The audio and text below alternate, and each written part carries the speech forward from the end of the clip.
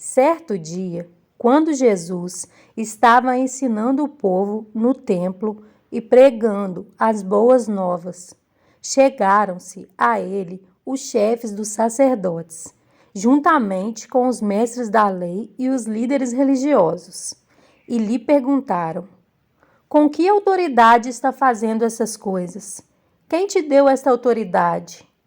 Ele respondeu: eu também lhes farei uma pergunta. Digam-me: o batismo de João era do céu ou dos homens? Eles discutiam entre si, dizendo: se dissermos do céu, ele perguntará: então por que vocês não creram nele? Mas se dissermos dos homens, todo o povo nos apedrejará, porque convencidos estão de que João era um profeta. Assim responderam: não sabemos de onde era. Disse então Jesus: tampouco lhes direi com que autoridade estou fazendo estas coisas. Então Jesus passou a contar ao povo esta parábola. Certo homem plantou uma vinha, arrendou-a a alguns lavradores e assentou-se por longo tempo. Na época da colheita, ele enviou um servo aos lavradores para que lhe entregassem parte do fruto da vinha. Mas os lavradores o espancaram e o mandaram embora de mãos vazias. Ele mandou outro servo, mas a esse também espancaram e o trataram de maneira humilhante, mandando-o embora de mãos vazias. Enviou ainda um terceiro, e eles o feriram e o expulsaram da vinha. Então o proprietário da vinha disse: que farei? Mandarei meu filho amado, quem sabe o respeitarão. Mas quando os lavradores o viram, combinaram entre si, dizendo: este é o herdeiro, vamos matá-lo e a herança será nossa. Assim, lançaram-no fora da vinha e o mataram. O que lhes fará então o dono da vinha?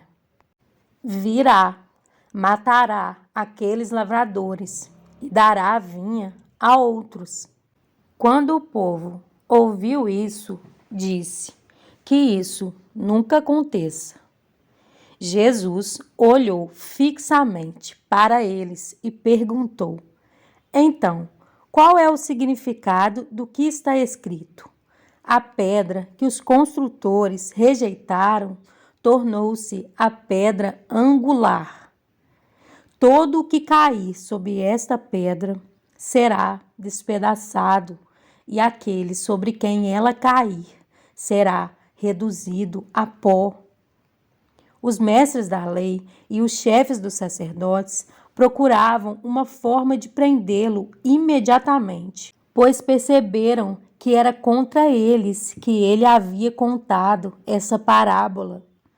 Todavia, tinham medo do povo. Pondo-se a vigiá-lo, eles mandaram espiões, que se fingiam justos, para apanhar Jesus em alguma coisa que ele dissesse, de forma que o pudessem entregar ao poder e à autoridade do governador. Assim, os espiões lhe perguntaram: mestre, sabemos que falas e ensinas o que é correto, e que não mostras parcialidade, mas ensinas o caminho de Deus, conforme a verdade. É certo pagar imposto a César ou não? Ele percebeu a astúcia deles e lhes disse: mostrem-me um denário. De quem é a imagem e a inscrição que há nele? De César, responderam eles. Ele lhes disse: portanto, deem a César o que é de César e a Deus o que é de Deus. E não conseguiram apanhá-lo em nenhuma palavra diante do povo. E, admirados com a sua resposta, ficaram em silêncio.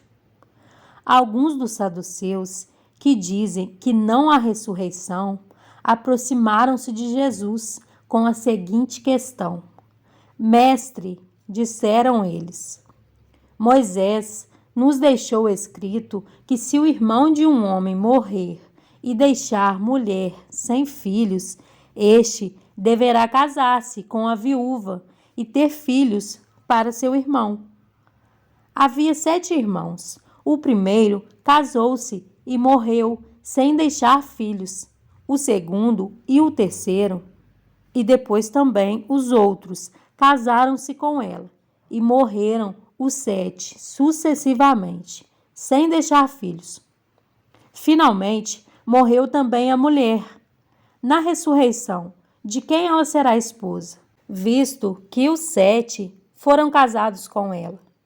Jesus respondeu: Os filhos desta era casam-se e são dados em casamento, mas os que forem considerados dignos de tomar parte na era que há de vir e na ressurreição dos mortos não se casarão, nem serão dados em casamento, e não podem mais morrer, pois são como os anjos, são filhos de Deus, visto que são filhos da ressurreição, e que os mortos ressuscitam.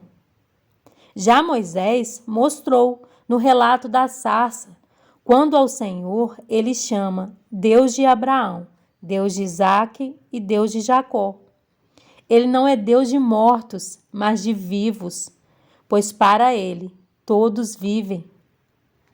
Alguns dos mestres da lei disseram: Respondeste bem, mestre.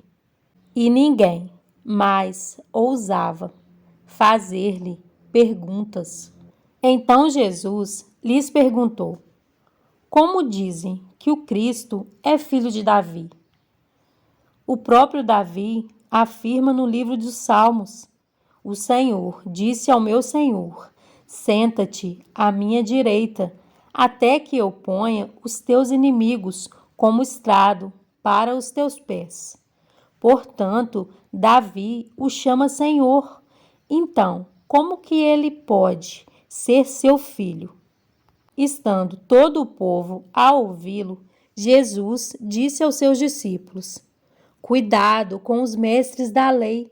Eles fazem questão de andar com roupas especiais e gostam muito de receber saudações nas praças e de ocupar os lugares mais importantes nas sinagogas e os lugares de honra nos banquetes. Eles devoram as casas das viúvas e, para disfarçar, fazem longas orações. Esses homens serão punidos com maior rigor.